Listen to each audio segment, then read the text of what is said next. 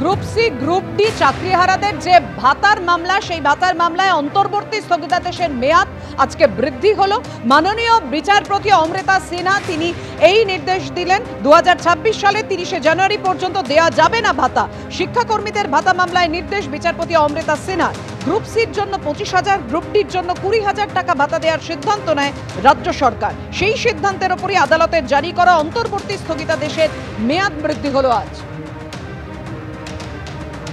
Group C group D চাকরিহারাদের ভাতায় অন্তর্বর্তী স্থগিতাদেশের মেয়াদ বৃদ্ধি হলো, অর্থাৎ 2026 সালের 30 জানুয়ারি অবধি ভাতা দেয়া যাবে না। সৌভিক, দেখো, এর আগে কলকাতা হাইকোর্ট 20 জুন এই নির্দেশ দিয়েছিল, অর্থাৎ অন্তর্বর্তী স্থগিতাদেশ প্রথমবারের জন্য কলকাতা হাইকোর্ট থেকে 20 জুন জারি করা হয় এবং সেই নির্দেশ অনুযায়ী চলতি মাসের অর্থাৎ এই সেপ্টেম্বর মাসের 26 তারিখ পর্যন্ত এই অন্তর্বর্তী স্থগিতাদেশ বহাল থাকবে।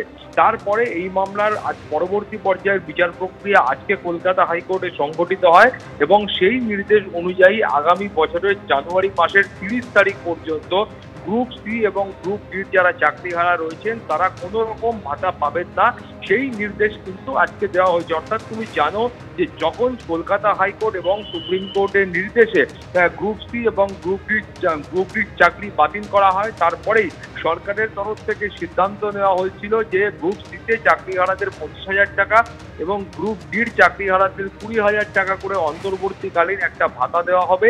কিন্তু তারপরে সেই সিদ্ধান্তের বিরোধিতায় কলকাতা হাইকোর্টে মামলা হয় এবং সেই সময় মামলায় এই বক্তব্য পেশ করা হয়েছিল যে যারা 2016 সালের নিয়োগ প্রক্রিয়ায় অংশগ্রহণ করেছিল প্রত্যেককে এই ভাতা দিতে হবে, সেই দাবি নিয়ে কলকাতা হাইকোর্টে মামলা হয় এবং ভাতা অবিলম্বে বন্ধ করা হোক সেই দাবিও এই মামলায় করা হয়েছিল।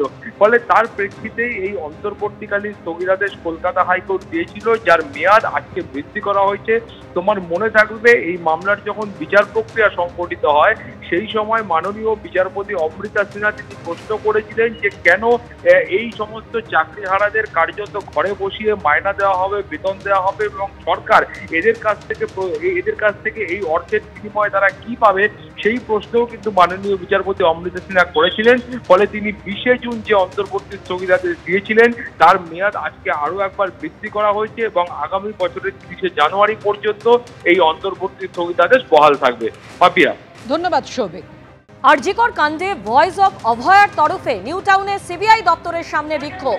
সাপ্লিমেন্টারি চার্জশিট কেন জমা দেয়নি সিবিআই, প্রশ্ন তুলে মিছিল ভয়েস অফ অভয়া।